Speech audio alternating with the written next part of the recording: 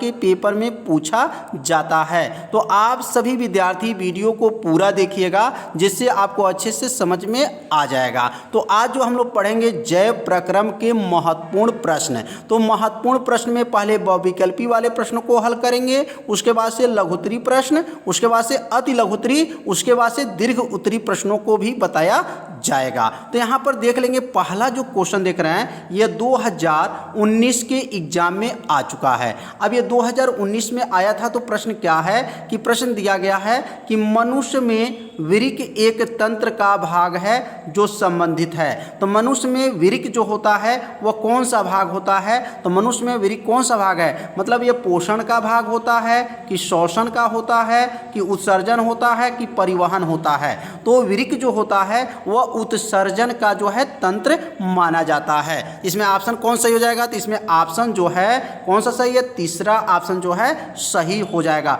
और यह क्वेश्चन बहुत ही महत्वपूर्ण है। अब ये देखिए दूसरा प्रश्न जो क्या है, दूसरा प्रश्न जो है अब यहाँ पर 2019 में भी आया है और 2020 में देखिए कितने सेट में आया है? 3 पेपर में, 3 जो है पेपर, टोटल 7 सेट पेपर बनते हैं। 7 सेट में 3 सेट में जो है यह प्रश्न पूछा जा चुका है। प्रश्न क्या है? पादप में जाइलम उत्तरदायी है। पादप में जो है जाइलम उत्तरदायी है तो क्या इसमें ऑप्शन सही होगा? पहला दिया गया है जल का वहन, भोजन का वहन, एमिनो अम्ल का वहन, उत्सर्जित वज्र पदार्थों का वहन। तो इसमें याद रखिएगा पादप में जो जाइलम होता है वह जल का जो है वहन होता है। और ये देख लीजिए कितने साल परीक्षा में पूछा गया है? 2 साल पूछा गया है, 2019 में और 2020 के परीक्षा में पूछा गया है। तो प्रश्न को जो है आपसे विद्यार्थी अच्छे से समझिएगा। अगला जो प्रश्न क्या है? स्वपोषी पोषण के लिए आवश्यक है। अब स्वपोषी पोषण के लिए क्या आवश्यक है? तो कार्बन डाइऑक्साइड, क्लोरोफिल, सूर्य का प्रकाश, उपरोक्त सभी। तो स्वपोषी किसे कहते हैं? वे पोषण होते हैं जो अपना भोजन जो है स्वयं बनाते हैं, उसे क्या कहते हैं? स्वपोषी होते हैं। और स्वपोषी में क्या होते हैं? जैसे पौधे जो होते हैं अपना भोजन जो है स्वयं बनाते हैं, उनको क्या क्या आवश्यकता पड़ती है? तो कार्बन डाइऑक्साइड की आवश्यकता पड़ती है, क्लोरोफिल की आवश्यकता होती है और क्या होती है? सूर्य का प्रकाश की आवश्यकता होती है। इसलिए इसमें कौन सा ऑप्शन सही होगा? उपरोक्त जो है सभी ही हैं। तो स्वपोषी में क्या क्या चाहिए? कार्बन डाइऑक्साइड, क्लोरोफिल और सूर्य का प्रकाश। तो समझ में आ गया होगा। अब अगला चौथा प्रश्न क्या है?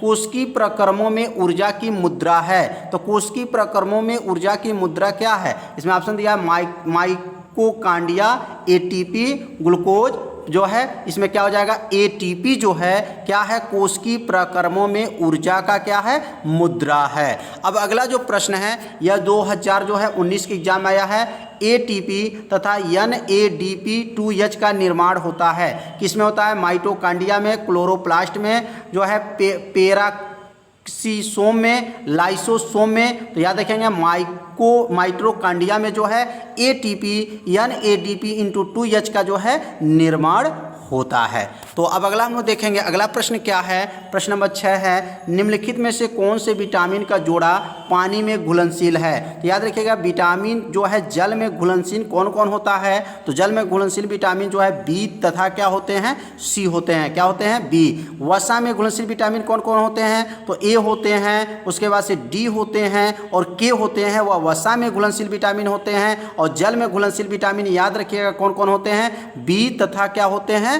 सी होते हैं। तो अगला प्रश्न क्या है? पीत रस का निर्माण होता है। यह प्रश्न बहुत ही IMP है। यह कई सालों के बोर्ड के एग्जाम में पूछा गया लेकिन केवल यहाँ पे लिखा गया 2020 में। 2018 के भी एग्जाम में आया था कि पीत रस का निर्माण होता है किसमें है? अमाशय में, पित्ताशय में, यकृत में, अग्नाशय में। तो याद रखिएगा पीत रस जो होता है यकृत में जो है क्या होता है? निर्माण होता है। मनुष्य के हृदय में कोष्ठों की संख्या होती है। मनुष्य के हृदय में कितने कोष्ठों होते हैं? तो मनुष्य के हृदय में जो है क्या होते हैं? 4 जो होते हैं कोष्ठ होते हैं। कितने होते हैं? 4 कोष्ठ होते हैं। अगला प्रश्न है द्वार कोशिकाओं पाई जाती हैं। द्वार कोशिकाएं किसमें पाई जाती हैं? जड़ों में, रंध्रों में, वात रंध्रों में, उपरोक्त सभी में। तो जो द्वार कोशिकाएं होती हैं वह किसमें पाई जाती हैं? रंध्रों में पाई जाती हैं। अब ये किस साल परीक्षा में आया है? ये 2020 में आया है और पेपर का कोड है NJ। पेपर का नाम यह है NJ पेपर जो है, उसमें जो ये प्रश्न को क्या है पूछा गया है। अब यहाँ पे देखेंगे प्रश्न नंबर 10 में प्रचलित रूप से ऊर्जा गृह कहलाता है। यह भी प्रश्न किसमें आया? 2020 में आया। इसका पेपर का कोड जो है NM है। तो प्रचलित रूप से ऊर्जा गृह कहलाता है। तो ऊर्जा का गृह किसे कहेंगे? तो ऊर्जा का गृह जो है, ये भी कंपटीशन का भी क्वेश्चन है या। तो ऊर्जा का गृह जो है माइटोकॉन्ड्रिया को कहा जाता है। किसे कहा जाता है? माइटोकॉन्ड्रिया का जो है ऊर्जा का घर कहा जाता है। ऊर्जा का घर कौन है? माइटोकॉन्ड्रिया होता है। अब अगला प्रश्न है, अगला प्रश्न क्या दिया है? मानववृक्क का कार्य होता है, और ये भी 2020 के एग्जाम में पूछा गया है। तो मानववृक्क का कार्य क्या करता है? तो अभी हम लोग पहला प्रश्न पढ़े हैं, वृक्क का तंत्र कौन सा है? तो उत्सर्जन का तंत्र है। तो यह क्या है? जो वृक्क का जो कार्य करेगा, किसका कार्य करेगा? उत्सर्जन का कार्य करता है। तो इसमें जो ऑप्शन क्या हो जाएगा? चौथा ऑप्शन जो है सही हो जाएगा। तो जय प्रक्रम में टोटल जो है आपको 11 प्रश्न बहुविकल्पी बताया गया, जो बोर्ड में पूछा गया था। बहुत महत्वपूर्ण। स्वपोषी पोषण क्या है? उदाहरण देकर के संक्षेप में समझाइए। तो स्वपोषण क्या होते हैं? तो स्वपोषी क्या होते हैं? वे जीवधारी जो अपना भोजन स्वयं बनाते हैं स्वपोषी कहलाते हैं। या इसका उत्तर लिख सकते हैं, जो जीवधारी सरल कार्बनिक पदार्थ से कार्बनिक पदार्थों को संश्लेषण स्वयं करते हैं स्वपोषी कहलाते हैं। जैसे हरे पादप, नीले हरे शैवाल, ये सब क्या हैं? स्वपोषी होते हैं। तो क्या है? अकार्बनिक पदार्थों से कार्बनिक पदार्थों का संश्लेषण जो करते हैं वह स्वयं कर लेते हैं, उसी को तो स्वपोषी कहा जाता है। कितना आसान उत्तर है, और ये 2019 के बोर्ड के एग्जाम में पूछा गया है। अब अगला प्रश्न है, पौधों में वात रंध्रों का उपयोगिता को उल्लेख कीजिए। पौधों में जो वात रंध्र होते हैं उसका उपयोगिता को उल्लेख करना है, और 2019 के बोर्ड के एग्जाम में यह पूछा गया है। तो इसका उत्तर क्या है? तो अब इसका उत्तर को देख लेंगे। अब यहाँ पे इसका उत्तर है, काष्ठी द्विबीजपत्री पौधों के तने तथा जड़ पर वात रंध्र पाए जाते हैं। तो जो द्विबीजपत्री पौधे होते हैं उनमें तने तथा जड़ पर जो है वात रंध्र पाए जाते हैं। इनके द्वारा जो गैस O2 तथा CO2 का क्या होता है? विनिमय। विनिमय मतलब आदान और प्रदान होता है। वात रंध्रों के द्वारा क्या होते हैं? ऑक्सीजन और कार्बन डाइऑक्साइड गैसों का क्या होता है? आदान प्रदान होता है, और सूक्ष्म मात्रा में वाष्प उत्सर्जन भी होता है। तो समझ में आ गया होगा कि पौधों में वात रंध्र का क्या उल्लेख था। तो इसे आप सभी विद्यार्थी अगर अपने कॉपी में नोट भी करना चाहते हैं तो आप इसे शॉर्ट स्क्रीन लेते चलिएगा। और ये सब प्रश्न क्या है? बहुत ही क्या है? IMP हैं, जो हर साल के बोर्ड के एग्जाम में यह पूछा जाता है। अब यहाँ प्रश्न है, कौन से त्वची ग्रंथि स्तन ग्रंथि के रूप में प्रतिवर्धित होती है? तो याद रखिएगा, कौन से जो है त्वची ग्रंथि है जो स्तन ग्रंथि के रूप में क्या है परिवर्तित होती है? तो संवेद ग्रंथि जो है क्या है? संवेद जो है, संवेद ग्रंथियां जो होती हैं वह त्वची ग्रंथि स्तन ग्रंथि के रूप में क्या होती हैं?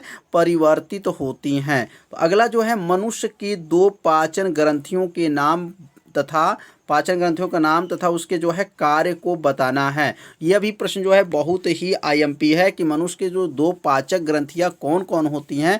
तो मनुष्य के अंदर जो पाचन की जो ग्रंथियां होती है, पहला जठर ग्रंथियां होती हैं जो अमाशय में स्थित होती हैं। जठर ग्रंथियां कहाँ पर स्थित होती हैं? तो अमाशय अर्थात पेट में जो है स्थित होती हैं। जठर रस स्रावित करती हैं, मतलब जठर ग्रंथियां जो होती हैं वो कौन से रस को स्रावित करती हैं? जठर रस को क्या करती हैं? स्रावित करती हैं। दूसरा जो होता है अग्नाशय के, अग्नाशय जो होता है, अग्नाशय में कौन से आपका जो है रस निकलता है? तो अग्नाशय में इससे अग्नाशय की रस जो है स्रावित होता है। यह एक पूर्ण पाचक रस होता है, मतलब जो अग्नाशय से निकलने वाले रस को क्या कहा जाता है? अग्नायसिक रस कहा जाता है। और यह पूर्ण रूप से क्या होता है? पाचक रस होता है। अब अगला प्रश्न है, वयस्क मनुष्य के दंत सूत्र का उल्लेख कीजिए। अब ये वयस्क मनुष्य के अंदर जो दंत सूत्र मतलब दांत का सूत्र होता है, इसको उल्लेख करना है। तो यह जो है देख रहे हैं 2/2 और 1/2, 2/2, 3/3 का मतलब क्या होता है?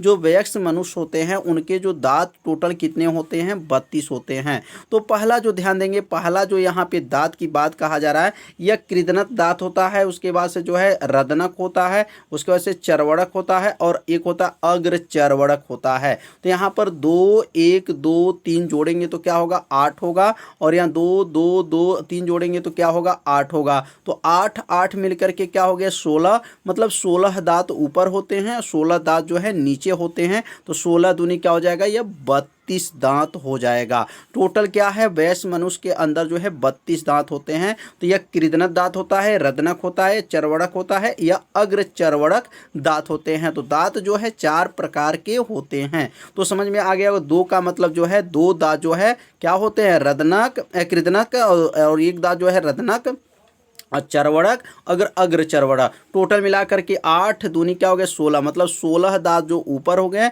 और 16 या 16 8 8 जोड़ेंगे तो 16, 16 में 2 का गुणा करेंगे तो क्या आया? 32 हो जाएगा। तो समझ में आ गया होगा कि वयस्क मनुष्य के दंत सूत्र को आप लोग याद रखिएगा। 2 1 2 3 है और जो ऊपर जो रहता है ना, ऊपर देख रहे 2 1 2 3, वही जो है यहाँ ध्यान देंगे 2 2 2 3। यहाँ पर देखिए ध्यान से 2 2 यहाँ 1 2 2 2 और ये क्या है? 3 3। बस इसको आप लोग जो है 2 बार 3 बार लिखिएगा तो आप लोग को क्या होगा? याद हो जाएगा। अगला प्रश्न है, विटामिन डी की कमी से होने वाले 2 रोगों का नाम लिखिए। ये भी प्रश्न बहुत आईएमपी है। तो विटामिन डी से जो होने वाले रोग कौन से होते हैं? तो सूखा रोग आप तो जानते ही होंगे। सूखा रोग जो होता है वो विटामिन डी के कमी से ही होता है। और दूसरा जो रोग है क्या है? ऑस्ट्रोलोमेलिशिया जो है ये विटामिन डी के कमी से जो है होने वाला जो है रोग है। तो समझ में आ गया। तो इसे आप चाहे तो अपने कॉपी में नोट भी करते चलेंगे। बहुत आसान भाषा में उत्तर को बताया जा रहा है। तो यहाँ देखेंगे अगला प्रश्न है, मनुष्य के जबड़े में कितने प्रकार के दांत पाए जाते हैं? तो अभी तो हम बताए हैं मनुष्य के अंदर जो है दांत कितने प्रकार के होते हैं? 4 प्रकार के होते हैं। मनुष्य के जबड़े में 4 प्रकार के दांत पाए जाते हैं, कृदंत, रदनक, अग्र चर्वक, चर्वणक। ये 4 प्रकार के दांत होते हैं, बताया गया है। पहला दांत का नाम क्या है? कृदंत, रदनक, अग्र चर्वणक तथा चर्वणक जो है मनुष्य के 4 प्रकार के दांत पाए जाते हैं।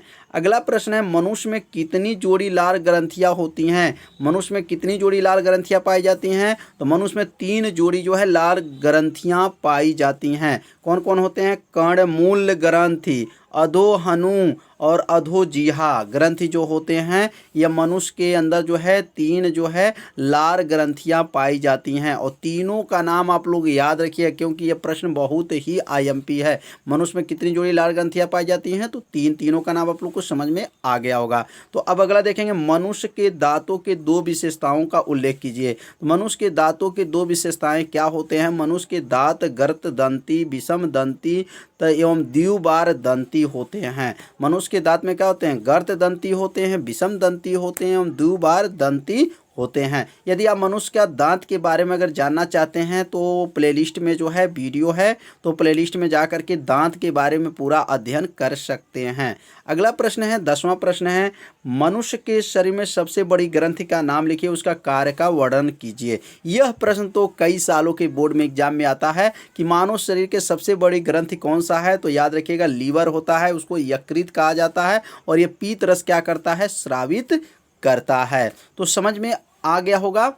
आप क्या समझते हैं या श्वासोच्छ्वास का अर्थ समझाइए। तो यह प्रश्न जो है कई साल के बोर्ड के एग्जाम में आ चुका है। तो इसका उत्तर क्या होगा? इसका उत्तर बहुत आसान भाषा में दिया जा रहा है। श्वसन अंग द्वारा वायुमंडल से वायु ग्रहण करना, निःश्वसन तथा CO2 एवं जलवाष्प युक्त दूषित वायु को शरीर से बाहर निकालना उच्छ्वसन या श्वासोच्छ्वास कहलाता है। मतलब श्वसन द्वारा जो है वायुमंडल से वायु को क्या करना है? ग्रहण करना है, मतलब वायु को लेना है, तो निःश्वसन कहलाता है। तथा कार्बन डाइऑक्साइड को और जलवाष्प युक्त जो दूषित वायु को क्या है? शरीर से जो बाहर निकलता है उसको क्या कहते हैं? उच्छ्वसन कहते हैं। उसको श्वासोच्छ्वास भी कहा जाता है। तो बहुत सरल भाषा में उत्तर को बताया गया है। तो आप चाहे तो इस उत्तर को अपने कॉपी में क्या कर सकते हैं? नोट कर सकते हैं। तो अब अगला देखेंगे प्रश्न।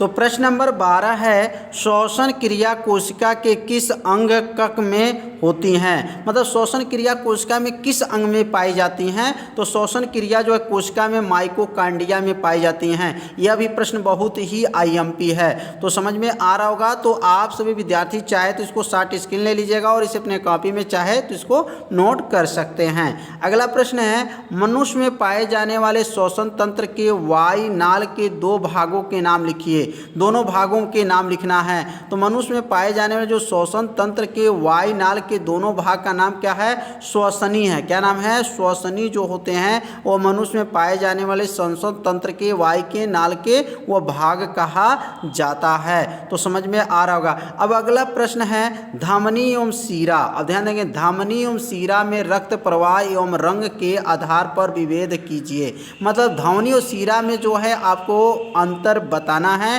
लेकिन किसके अंतर्गत बताना है? तो रक्त प्रवाह एवं रंग के आधार पर विभेद करना है। मतलब रंग के आधार पे जो है इनका जो है अंतर को बताना है। तो पहला लिखेंगे धमनी, लिखेंगे धमनी में रक्त का प्रवाह हृदय से अंगों की ओर, शिराओं से रक्त का प्रवाह अंगों से हृदय की ओर होता है। याद रखिएगा, धमनी में जो होता है रक्त का जो प्रवाह होता है वह हृदय से क्या होता है? अंगों की ओर होता है, और शिराओं में जो होता है रक्त का प्रवाह जो होता है अंगों से हृदय की ओर होता है। एक दूसरे का क्या है? उल्टा है। तो समझ में आ गया होगा कि हृदय मतलब रक्त का प्रवाह हृदय से अंगों में, और यह क्या है? रक्त का प्रवाह अंगों से हृदय में होता है। अगला जो है दूसरा अंतर इसका होगा, धमनी गुलाबी। अब धमनी में जो है गुलाबी या चमकीले रंग होती हैं, और क्या जबकि शिराओं में क्या है? गहरी लाल या नीली होती हैं। तो याद रखिएगा, जो धमनी होती हैं उसमें गुलाबी रंग का जो है जो रक्त बहता है, और जबकि शिरा में जो होता है वह गहरी लाल या नीली सी रंग का जो है उसमें अंदर रक्त माने खून बहता है। तो समझ में आ गया होगा कि धमनी और शिरा में क्या अंतर है, वो भी किसके आधार पे बताना था? तो रक्त प्रभाव एवं रंग के आधार पर इसका अंतर को बताना था। अब अगला प्रश्न है, मेढक तथा मनुष्य के, अब यहाँ पे अगला प्रश्न क्या है? मेढक तथा मनुष्य के हृदय में कितने वेश्म होते हैं? मेढक में और मनुष्य में बताना है। तो मेढक के हृदय में तीन जो है होते हैं, तीन जो है, दो अलिंद और एक नीले होता है। मनुष्य के अंदर क्या होते हैं? चार जो होते हैं वेश्म होते हैं, दो अलिंद होते हैं, दो नीले होते हैं। तो हृदय में जो है चार प्रकार के वेश्म पाए जाते हैं, दो अलिंद दो नीले होते हैं, जबकि मेढक के हृदय में तीन जो है इसमें क्या पाए जाते हैं? वेश्म पाए जाते हैं, जिसमें दो जो है अलिंद होते हैं और एक क्या होते हैं? नीले होते हैं। बहुत आसान प्रश्न है, और ये भी जो है प्रश्न आईएमपी है। अब अगला प्रश्न है कि मनुष्य के प्रत्येक जबड़े में अग्रचर्वणक दांतों की संख्या बताइए और उनके कार्य लिखिए। तो मनुष्य के प्रत्येक जबड़े में जो अग्रचर्वणक दांत होते हैं उनकी संख्या कितनी होती हैं तथा उनका कार्य क्या होते हैं? तो मनुष्य में प्रत्येक जबड़े में चार चार अग्रचर्वणक पाए जाते हैं। याद रखिएगा, मनुष्य में प्रत्येक जबड़े में कितने पाए जाते हैं? चार चार जो है अग्रचर्वणक पाए जाते हैं, और ये भोजन को कुतरने में क्या होते हैं? सहायक होते हैं। ये भोजन को कुतरने में मतलब काटने में जो है, छोटे छोटे टुकड़ों में काटने में जो है क्या होते हैं? वह सहायक होते हैं। 17वां प्रश्न को समझेंगे। तो 17वां प्रश्न है, मनुष्य के हृदय में कितने वेश्म होते हैं? इनमें सबसे बड़ा वेश्म कौन सा होता है? तो याद रखिएगा, अब मनुष्य के हृदय में कितने प्रकार के वेश्म होते हैं और इनमें सबसे बड़ा वेश्म कौन सा होता है? तो याद रखिए, मनुष्य के हृदय में चार वेश्म होते हैं। बाया जो नीले होता है वह सबसे बड़ा जो है वेश्म होता है। तो मनुष्य के हृदय में बताया गया चार प्रकार के वेश्म पाए जाते हैं, जिसमें से बाया जो नीले होता है वह सबसे बड़ा जो होता है क्या होता है? वेश्म होता है। अगला प्रश्न है 18वां, अमाशय किसे कहते हैं? यह प्रश्न बहुत ही आईएमपी है। अमाशय किसे कहते हैं? इसके तीन प्रमुख कार्य लिखिए। तो अमाशय क्या है? तो अमाशय आहार नाल का सबसे चौड़ा थैली नुमा पेशी भाग होता है। अमाशय क्या होता है? आहार नाल का जो है सबसे चौड़ा होता है और थैली नुमा जो है पेशी भाग होता है। उसको जो है देहात के रूप में उसको क्या कहा जाता है? पेट कहा जाता है। पेट को विज्ञान में क्या कहते हैं? अमाशय कहा जाता है। और अमाशय जो है आहार नाल का सबसे चौड़ा और थैलीनुमा होता है, भाग होता है। और ये इसका कार्य क्या होता है? तो पेट में क्या कार्य होता है जानते होंगे। भोजन को क्या करता है? वह संचय करता है। संचय मतलब इकट्ठा करता है। तो इसका कार्य भी लिख लिया जाएगा। कार्य पहला क्या है? यह भोजन संचय करता है, भोजन को इकट्ठा करता है। दूसरा है भोजन को अम्लीय लुगदी में बदलता है। जो भोजन जो पिसा हुआ भोजन रहेगा वह लुगदी कहा जाता है, वह अम्लीय लुगदी में क्या करता है? बदलता है। एचसीएल के कारण जीवाणु आदि नष्ट हो जाते हैं। मतलब हाइड्रोक्लोरिक अम्ल के कारण जो है जीवाणु आदि क्या हो जाते हैं? नष्ट हो जाते हैं। अस्थियों का गलाता है। देखिए अगर अस्थियों माने हड्डियों को जो है गलाता है, भोजन को क्या करता है? फुला देता है। मतलब जो जैसे आप लोग मांस का अगर भोजन किए होंगे तो जो अगर हड्डी है, अस्थियों हैं, उस अस्थियों को क्या कर देता है? वह गला देता है। भोजन को लुगदी को ग्रहणी में ढकेलता है। भोजन को लुगदी को बना करके जो है कहाँ से? अमाशय से किस में भेजेगा? ग्रहणी में क्या करता है? ढकेलता रहता है। तो समझ में आ गया होगा कि अमाशय किसे कहते हैं और अमाशय का कार्य क्या है। अगला जो प्रश्न है, रुधिर वाहिनियाँ किसे कहते हैं? इसके प्रकार लिखिए। तो रुधिर वाहिनियाँ किसे कहा जाता है? तो रुधिर वाहिनियाँ रक्त प्रवाहित होता है, यह 3 प्रकार के होती हैं। रुधिर वाहिनियाँ कितने प्रकार की होती हैं? तो 3 प्रकार के। पहला धमनी होता है, दूसरा सीरा होता है, तीसरा रक्त केशिकाएं होती हैं। तो रक्त वाहिनियाँ 3 प्रकार कौन कौन? धमनी, सीरा, रक्त शिराएं होती हैं। तो समझ में आ गया होगा। तो यह प्रश्न नंबर 20 समझेंगे। आहार नाल के किस भाग में भोजन का पाचन तथा अवशोषण होता है? यह प्रश्न बहुत ही आईएमपी है। यह कई सालों के बोर्ड के एग्जाम में आ चुका है कि आहार नाल के किस भाग में भोजन का पाचन तथा अवशोषण होता है। तो याद रखिए भोजन का पाचन तथा अवशोषण क्षुद्रांत में होता है। किस में होता है? वो क्षुद्रांत में होता है। भोजन का पाचन तथा अवशोषण जो है क्षुद्रांत में होता है। तो प्रश्न नंबर 21 है, वसा का पाचन आहार नाल के किस भाग में पूरा होता है? उस पाचन रस का नाम बताइए जो वसा के पाचन में क्या होता है? सहायक होता है।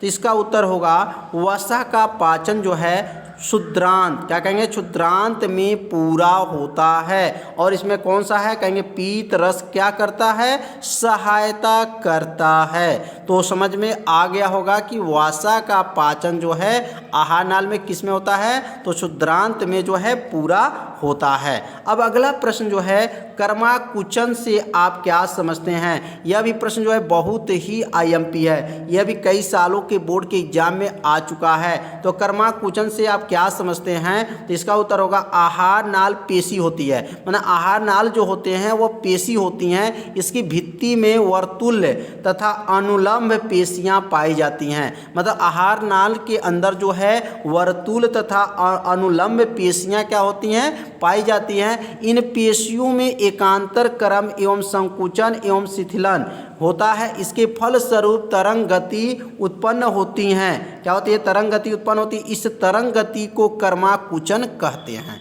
मतलब जो पेशियां होती हैं उन पेशियों में एकांतर क्रम में संकुचन भी होता है और क्या होता है? शिथिलन भी होता है। इसके फलस्वरूप उसमें कौन से गति उत्पन्न होती हैं? तरंग गति उत्पन्न होती हैं। और इस तरंग गति को ही क्या कहा जाता है? कर्माकुचन कहते हैं। इसके कारण आहार नाल में भोजन आगे क्या करता है? खिसकाता रहता है। मतलब उसके अंदर संकुचन की क्रिया, जब शिथिलन की क्रिया आ जाती है तो उसके अंदर जो है तरंग गति उत्पन्न हो जाते हैं। और तरंग गति के ही को क्या कहा जाता है? कर्माकुचन कहते हैं। और यह जिसके द्वारा भोजन को क्या करते हैं? आगे की तरफ क्या करते हैं? खिसकाते हैं, ढकेलते हैं। तो समझ में आ गया होगा कि कर्माकुचन से आप क्या समझते हैं। तो उत्तर को 60 स्क्रीन ले लीजिए।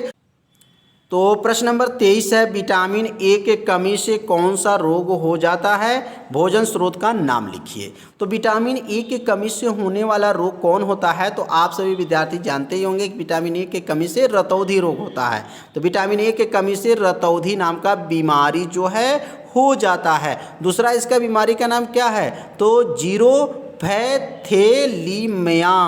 जो है यह भी बीमारी उत्पन्न हो जाता है। किसके कमी से? विटामिन ए के कमी से। इसका मुख्य भोजन स्रोत क्या है? दूध है, मक्खन है, अंडा है, मछली का तेल है, यकृत भोजन स्रोत है। तो समझ में आ गया होगा कि विटामिन ए के कमी से होने वाले रोग कौन कौन है और इसके जो है भोजन के स्रोत कौन कौन सा है। तो इसे अपने साथ जो है चाहे तो अपने कॉपी में से नोट भी कर सकते हैं और इसे साथ स्क्रीन भी ले सकते हैं। बहुत महत्वपूर्ण प्रश्नों को बताया जा रहा है। तो प्रश्न नंबर 24 है, टाइलिन एवं पेप्सिन का श्रावण तथा इसके कार्यों का उल्लेख कीजिए। तो टाइलिन जो है वह किस में पाया जाता है? तो टाइलिन जो होते हैं वह लार में पाए जाते हैं। तो लिखेंगे लार में उपस्थित टाइलिन स्टार्च को शर्करा में क्या करते हैं? बदल देते हैं। और दूसरा जो हमारा क्या है, यहाँ जठर रस है। क्या है? जठर रस में उपस्थित पेप्सिन प्रोटीन का पाचन प्रोटीओजेज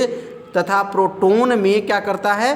बदल देता है। तो जठर रस में उपस्थित क्या होते हैं? पेप्सिन होते हैं और लार में क्या होते हैं? टाइलिन पाए जाते हैं। तो अगला जो प्रश्न है, अगला 25 प्रश्न है, उस श्वसन प्रक्रिया का नाम लिखिए जिसमें O2 की आवश्यकता नहीं होती है। ध्यान दीजिएगा, उस श्वसन प्रक्रिया का नाम बताना है जिसमें O2 मतलब ऑक्सीजन की आवश्यकता नहीं होती है। तो उसका उत्तर क्या होगा? अनाक्षी श्वसन है तथा वह किण्वन भी कहा जाता है। मतलब इसमें दो जो है प्रक्रिया ऐसी होती हैं जिसमें ऑक्सीजन की आवश्यकता नहीं होती हैं। पहला जो है अनाक्षी श्वसन है तथा दूसरा क्या है? किण्वन है। अगला जो प्रश्न 26 है, कोशिकीय श्वसन। कोशिकीय श्वसन किसे कहते हैं? एक ग्लूकोज अणु को पूर्ण ऑक्सीकरण से एटीपी में कितने अणु प्राप्त होते हैं? तो कोशिकीय जो है श्वसन किसे कहते हैं, पहले इसकी परिभाषा को समझ लेते हैं। तो सजीव कोशिकाओं में भोज्य पदार्थों को जैव रासायनिक ऑक्सीकरण के श्वसन कहते हैं। ध्यान दीजिए, सजीव जो कोशिकाएं होते हैं, कोशिकाओं में जो भोज्य पदार्थ के जैविक रासायनिक ऑक्सीकरण को क्या कहा जाता है? श्वसन कहते हैं। एक ग्लूकोज अणु को पूर्ण ऑक्सीकरण में 38 एटीपी अणु प्राप्त होते हैं। तो यह प्रश्न जो है अलग से एक बहुविकल्पी प्रश्न आता है कि एक ग्लूकोज अणु में पूर्ण ऑक्सीकरण में कितने एटीपी पाए जाते हैं? तो 38 एटीपी पाए जाते हैं। तो समझ में आ गया होगा। तो अगला प्रश्न है प्रश्न नंबर 27, ग्लाइकोलिसिस का अंतिम उत्पाद क्या है? तो याद रखेंगे पाइरूविल अम्ल होता है। क्या होता है? पाइरूविल अम्ल जो है किसका अंतिम उत्पाद है? तो ग्लाइकोलिसिस का जो है पाइरूविल अम्ल इसका जो है अंतिम उत्पाद माना जाता है। अगला जो है प्रश्न, श्वसन क्रिया किन दो चरणों में पूर्ण होती है? तो श्वसन क्रिया जो है किन दो चरणों में पूर्ण होती हैं? तो पहला जो है क्या है? ग्लाइकोलिसिस तथा दूसरा जो है क्रेब्स चक्र द्वारा जो है श्वसन क्रिया जो है दो चरणों में क्या होती हैं? पूर्ण होती हैं। तो बहुत सरल भाषा में उत्तर को बताया जा रहा है। तो आप सभी विद्यार्थी इस उत्तर को जो है शार्ट स्क्रीन भी ले लीजिए। यह बहुत महत्वपूर्ण प्रश्नों को आपको बताया जा रहा है। तो अगला जो प्रश्न है, समस्थैतिकता किसे कहते हैं? तो समस्थैतिकता किसे कहते हैं? तो शरीर के अंत वातावरण को स्थिर तथा संतुलन बनाए रखने की प्रक्रिया ही क्या कहलाएंगी? समस्थैतिकता कहलाती हैं। मतलब शरीर के अंदर जो अंत वातावरण को स्थिर तथा संतुलित बनाए रखता है उसको विज्ञान में क्या कहते हैं? समस्थैतिकता कहते हैं। तो अगला प्रश्न जो है लास्ट प्रश्न है, रक्त वर्ग का पता किसने लगाया था? तो रक्त का मतलब रक्त का खोज करने वाला वैज्ञानिक कौन थे? तो कार्ल क्या थे? लैंड स्टीनर थे। तो याद रखिए कार्ल लैंड स्टीनर जो है कौन थे? रक्त का जो है पता लगाए थे। प्रश्न नंबर 31 है, मनुष्य और केंचुओं में किस प्रकार का रुधिर परिसंचरण पाया जाता है? मतलब मनुष्य में और केंचुओं में किस प्रकार का जो है रुधिर का जो है परिसंचरण होता है? तो मनुष्य तथा केंचुओं में बंद प्रकार का रुधिर परिसंचरण होता है। तो याद रखिएगा मनुष्य के अंदर भी और केंचुओं के अंदर जो है क्या होता है? बंद प्रकार का रुधिर परिसंचरण पाया जाता है। बहुत आसान प्रश्न था। तो और जो है ऐसे क्वेश्चन ही बोर्ड के एग्जाम में क्या है पूछे जाते हैं। यह प्रश्न जो देखेंगे यह कई साल के बोर्ड के एग्जाम में आ चुका है कि AB रुधिर वर्ग के रोगी को किस वर्ग के रुधिर आधान किया जाता है। मतलब AB रुधिर जिसका वर्ग रहेगा, मतलब जिस व्यक्ति का जो है AB रक्त है वह रोगी को किस वर्ग के रुधिर आधान दे सकता है। आधान का मतलब होता है माने उस रोगी को कौन सा रक्त को दे सकता है, किस किस रक्तदाता को जो है वह दे सकता है। तो AB को भी दे सकता है, A को भी दे सकता है, B को भी दे सकता है और O को भी वह दे सकता है। इसका मतलब रक्त जो है 4 प्रकार के होते हैं और 4 प्रकार कौन कौन होते हैं, A, B, O और कौन होते हैं, AB होता है। तो चारों प्रकार में जो है AB रुधिर वर्ग वाले जो रोगी होंगे वह जो है क्या कर सकते हैं, AB को, A को, B को, O को क्या कर सकते हैं, रक्त दे सकते हैं। अगला प्रश्न है कि मनुष्य में पाए जाने वाले स्वरदाता एवं स्वरग्राही रक्त समूह का नाम लिखिए। यह भी बहुत IMP प्रश्न है। यह भी कई सालों के बोर्ड के एग्जाम में पूछा जा रहा है कि मनुष्य में पाए जाने वाले स्वरदाता किसे कहते हैं। तो स्वरदाता कौन होते हैं, O रक्त जो होते हैं वह स्वरदाता होते हैं और AB को क्या कहते हैं, स्वरग्राही कहते हैं। तो O रक्त को क्या कहेंगे, स्वरदाता और AB रक्त को क्या कहेंगे, स्वरग्राही कहा जाता है। तो समझ में आ गया होगा। अगला जो प्रश्न है तरल संयोजी, क्या है, तरल संयोजी ऊतक किसे कहते हैं। तरल संयोजी ऊतक किसे कहते हैं, 2 उदाहरण दीजिए।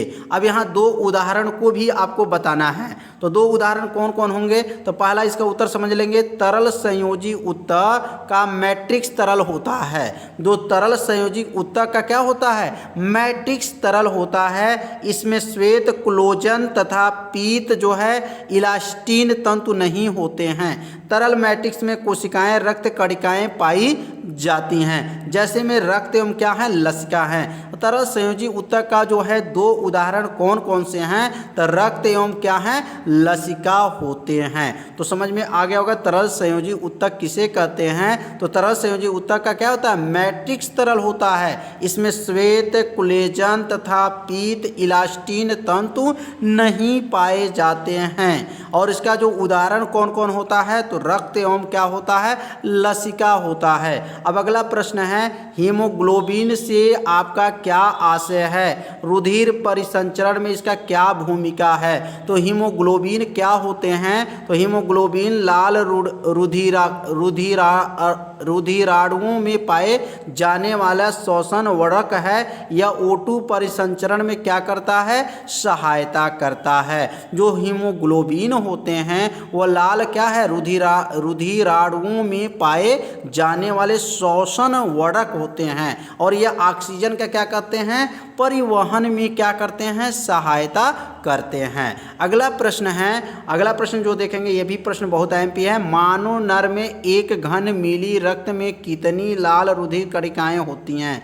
मानव नर में, मानव के जो नर होते हैं, मतलब नर जैसे नर और एक क्या होते हैं, स्त्री होते हैं। तो मानव नर के 1 घन मिली रक्त में कितनी लाल रुधिर कणिकाएं होती हैं। तो मानव नर के 1 घन मिली लगभग 54 लाख लाल रुधिर कणिकाएं पाई जाती हैं। तो मानव नर में 1 घन मिली लगभग कितना है, 54 लाख लाल रुधिर कणिकाएं पाई जाती हैं। अगला जो 37 नंबर का प्रश्न है, द्विबीजपत्री पत्तियों में स्टोमेटा कहाँ पाए जाते हैं, इसके कार्यों का वर्णन कीजिए। तो द्विबीजपत्री पत्तियों में जो है स्टोमेटा कहाँ पाए जाते हैं, तो इसका उत्तर हो जाएगा द्विबीजपत्री पत्तियों में स्टोमेटा पत्ती के अधर स्थल सतह पर अधिक पाए जाते हैं।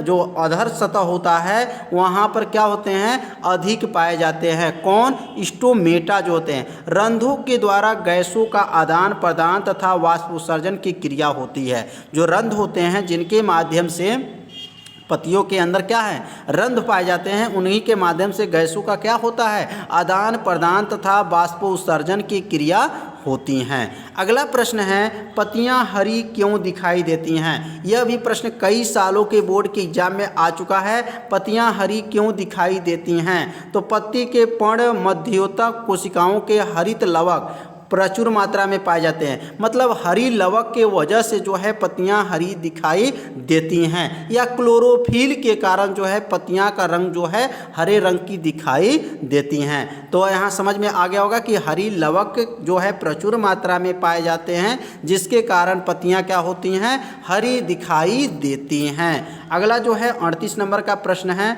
38 प्रश्न क्या है, सौर ऊर्जा का रासायनिक, ध्यान देंगे, सौर ऊर्जा का रासायनिक ऊर्जा में परिवर्तन किस प्रक्रिया द्वारा होता है। तो सौर ऊर्जा को जो रासायनिक ऊर्जा में परिवर्तन किस प्रकार होता है, तो प्रकाश संश्लेषण द्वारा जो है यह क्रिया होता है। तो समझ में आ गया होगा। तो अब अगला जो लास्ट प्रश्न है 40 नंबर आ गया प्रश्न, तो पत्तियों को पौधे का रसोई घर क्यों कहा जाता है। पत्तियों को पौधे का रसोई घर क्यों कहा जाता है, यह 2020 के बोर्ड के एग्जाम में पूछा गया था। तो इसका उत्तर हो जाएगा, इसका उत्तर देखिए कितना आसान है। पत्तियों के पर्ण मध्यतक कोशिकाओं में हरित लवक पाया जाता है। मतलब पत्तियों के जो पर्ण मध्यतम माने मध्य में जो है कोशिकाओं में हरी लवक पाया जाता है, जिसके कारण पौधे प्रकाश संश्लेषण द्वारा भोजन बनाते हैं। इसी कारण पत्तियों के पौधे को रसोई का घर भी कहा जाता है। तो समझ में आ गया होगा कि पत्तियों को पौधों का रसोई घर क्यों कहा जाता है, क्योंकि पत्तियों के अंदर जो कोशिकाएं होती हैं उसमें क्या होते हैं, हरी लवक पाए जाते हैं, अर्थात क्लोरोफिल पाए जाते हैं, जिसके कारण पौधे क्या करते हैं, प्रकाश संश्लेषण द्वारा क्या करते हैं, भोजन को बनाते हैं। और इसीलिए इसको क्या कहा गया है कि पौधों को रसोई घर कहते हैं।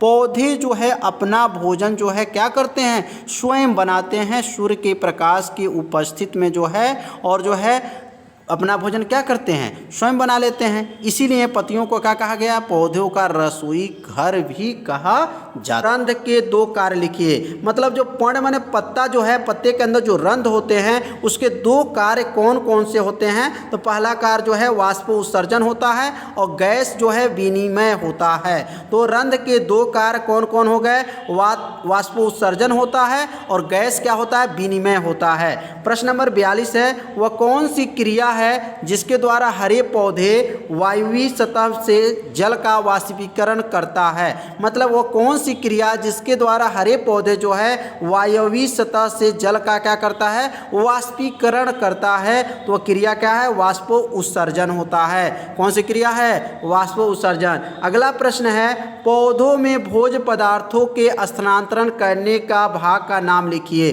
तो पौधे में भोज्य पदार्थों के जो स्थानांतरण करने का भाग का नाम लिखिए, वो कौन कौन से भाग होते हैं। तो पहला संवहन ऊतक फ्लोएम द्वारा भोज्य पदार्थों का क्या करता है, स्थानांतरण करता है। तो समझ में आ रहा होगा, संवहन जो उत्तर होते हैं, संवहन ऊतक फ्लोएम द्वारा भोज्य पदार्थों को क्या करते हैं, स्थानांतरण करते हैं। तो ऐसे चाहे तो आप सभी विद्यार्थी क्या कर सकते हैं, शॉर्ट स्क्रीन भी ले सकते हैं। अगला प्रश्न जो है एटीपी तथा एनएडीपी का पूरा नाम लिखिए। तो एटीपी का पूरा नाम क्या है, एडिनोसिन ट्राइफॉस्फेट। यह कई साल के बोर्ड के एग्जाम में आ चुका है। अगला जो है एनएडीपी। तो एनएडीपी का पूरा नाम क्या है, निकोटिनामाइड एडिनाइड डाई न्यूक्लियोटाइड।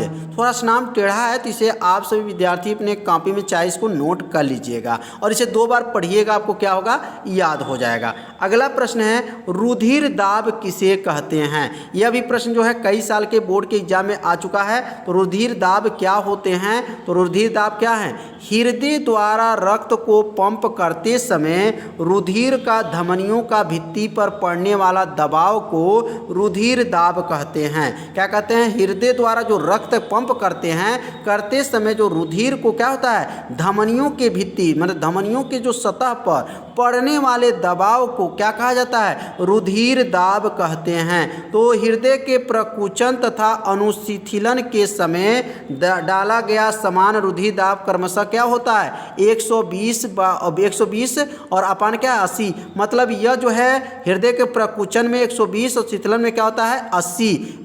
mmHg माने मिलियम पारा उसको कहेंगे, mg जो mmHg इसको कहा जाता है। क्या ना होता है इसका दाब 120/80 mmHg होता है। अगला प्रश्न क्या है, रुधिर में प्रतिजन तथा प्रतिरोधी कहाँ पर पाए जाते हैं? तो रुधिर में कहाँ पे पाए जाते हैं? तो लिखेंगे रुधिर में प्रतिजन जो है लाल रुधिराणुओं के सतह पर स्थित होती हैं और प्रतिरक्षी क्या होते हैं? रक्त प्लाज्मा में पाए जाते हैं। तो रुधिर में प्रतिजन जो होते हैं वह किस में पाए जाते हैं? लाल रुधिराणुओं में सतह पर स्थित होते हैं और प्रतिरक्षी किस में होते हैं? रक्त प्लाज्मा में पाए जाते हैं। अगला प्रश्न है प्रोटीन क्या है? इनका निर्माण किन किन अणुओं के भाग लेने से होता है? तो प्रोटीन क्या है? तो कहेंगे प्रोटीन अमीनो अम्ल के बहुलक होते हैं। एमिनो अम्ल के बहुलक कौन होते हैं? प्रोटीन होते हैं। यह जीव द्रव का मुख्य भाग बनाते हैं। यह जीव द्रव का क्या होते हैं? मुख्य भाग बनाते हैं। प्रोटीन का निर्माण कार्बन, हाइड्रोजन, ऑक्सीजन तथा नाइट्रोजन से होता है। इसके अतिरिक्त इसके सल्फर, फास्फोरस, आयरन, मैग्नीशियम आदि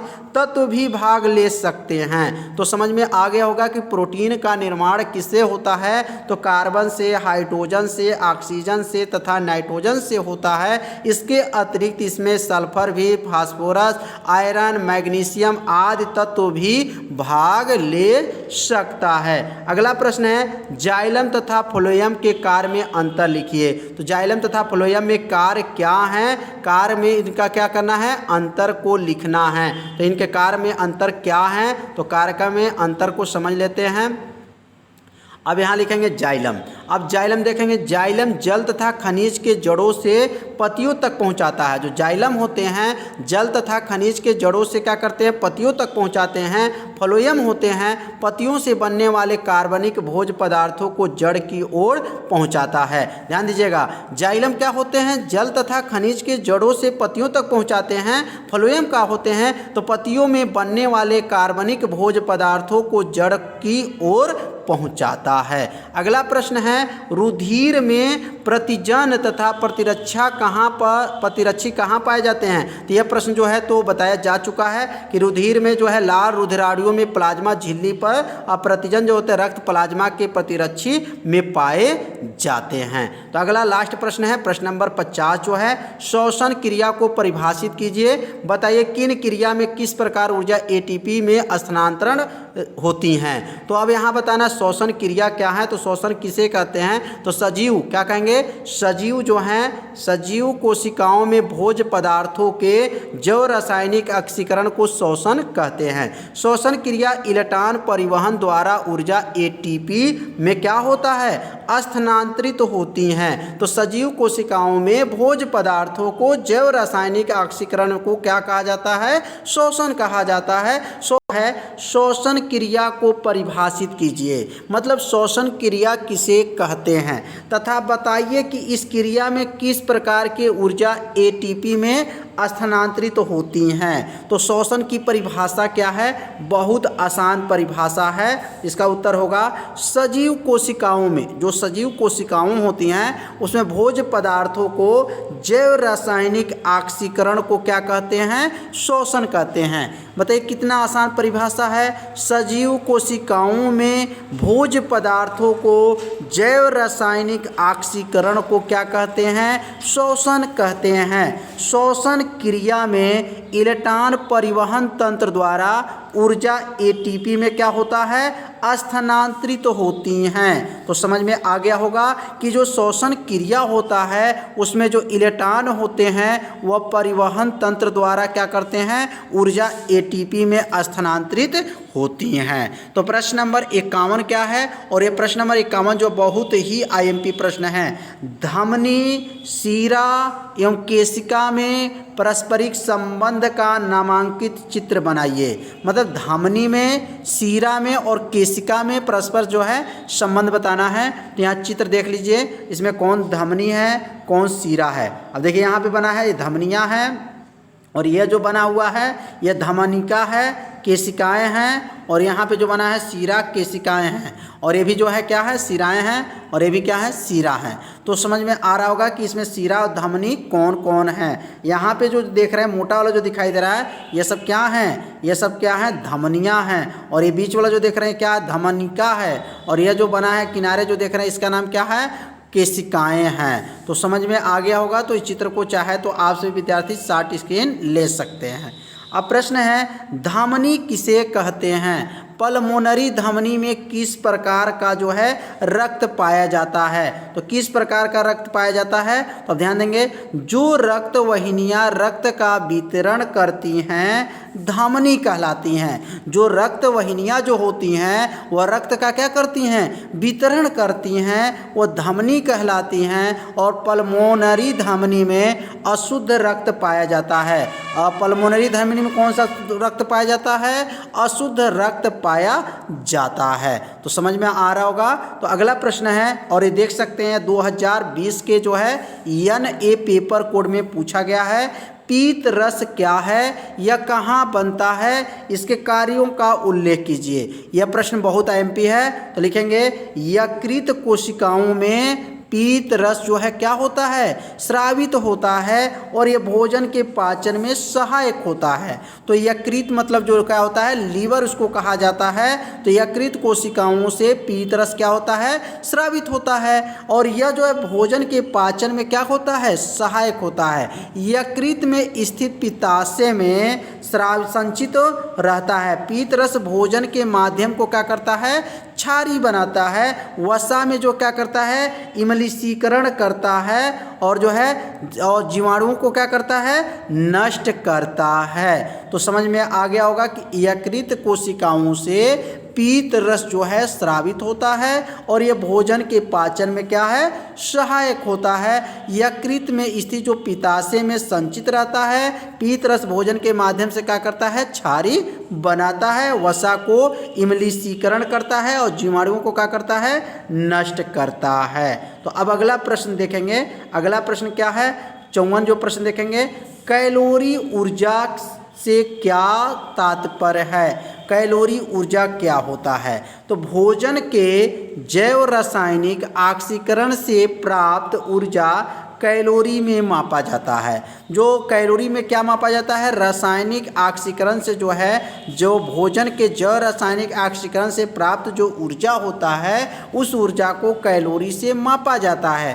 कैलोरी ऊर्जा की क्या है? इकाई होती है। एक कैलोरी ऊर्जा 1 मिली जल के ताप 1 डिग्री सेल्सियस बढ़ा देती है। 1 ग्राम कार्बोहाइड्रेट से 4.1 कैलोरी, 1 ग्राम प्रोटीन से 4.1 कैलोरी, 1 ग्राम वसा में 9.3 कैलोरी ऊर्जा प्राप्त होती है। तो याद रखिएगा, 1 ग्राम कार्बोहाइड्रेट में कितना कैलोरी ऊष्मा रहती हैं? तो 4.1 कैलोरी जो है ऊष्मा होती हैं, और 1 ग्राम प्रोटीन में 4.1 कैलोरी होती हैं, और 1 ग्राम वसा में 9.3 कैलोरी ऊर्जा प्राप्त होती हैं। तो प्रश्न नंबर 55 है, पाचक एंजाइमों का क्या तात्पर्य है? पाचक जो एंजाइम होते हैं उनका क्या कार्य होते हैं? तो लिखेंगे, पाचन एंजाइम जटिल और घुलनशील कार्बनिक पदार्थों के बंधों को तोड़कर उन्हें सरल घुलनशील एकल इकाइयों में क्या कर देते हैं? बदल देते हैं। जो पाचन एंजाइम होते हैं वह जटिल और घुलनशील कार्बनिक जो पदार्थ होते हैं उनको बंधों को क्या करते हैं? तोड़ करके उन्हें सरल घुलनशील एकल इकाइयों में बदल देते हैं। तो अब अगला प्रश्न है, पक्ष मस्तिष्क उस भाग का नाम बताइए जो श्वसन को नियंत्रित करता है। जो पक्ष मस्तिष्क जो होते हैं, मस्तिष्क में 3 भाग होते हैं, आप लोग जानते होंगे। तो यहाँ पक्ष मस्तिष्क का उस भाग का नाम बताइए जो श्वसन को क्या करता है? नियंत्रित करता है। तो पक्ष मस्तिष्क जो है, मेंडुला जो होता है, वह श्वसन को क्या करता है? नियंत्रित करता है। बहुत आसान प्रश्न था ये भी। अगला प्रश्न है, किस जीव द्वारा किन कच्ची सामग्रियों को उपयोग किया जाता है? किसी जीव द्वारा किन कच्ची सामग्रियों का उपयोग किया जाता है? तो कार्बोहाइड्रेट, वसा, प्रोटीन, खनिज, लवण, जल, विटामिन आदि जो हैं वो जीव द्वारा जो है कच्ची सामग्रियों का उपयोग किया जाता है। बहुत आसान भी प्रश्न है। तो आप सभी विद्यार्थी चाहे तो इसको शॉर्ट स्क्रीन भी ले सकते हैं। और यह प्रश्न तो बहुत ही IMP है। प्रकाश संश्लेषण के प्रक्रिया का रासायनिक सूत्र लिखिए। तो प्रकाश संश्लेषण की क्रिया क्या होता है? कार्बन डाइऑक्साइड और जो है जल के उपस्थित में, और सूर्य के प्रकाश और क्लोरोफिल के उपस्थित में जब क्रिया करती हैं तो ग्लूकोज बनती हैं, उसके साथ जल भी मिलती है और ऑक्सीजन गैस बाहर निकलती हैं। तो यह जो है रिएक्शन को जो है इसी को क्या कहा जाता है, प्रकाश संश्लेषण प्रक्रिया का रासायनिक सूत्र कहा जाता है। अगला प्रश्न है एंजाइम क्या होते हैं? एंजाइम का एक प्रमुख कार्य लिखिए। एंजाइम क्या है? तो उत्तर होगा एंजाइम जो है यह प्रोटीन युक्त कार्बनिक पदार्थ हैं।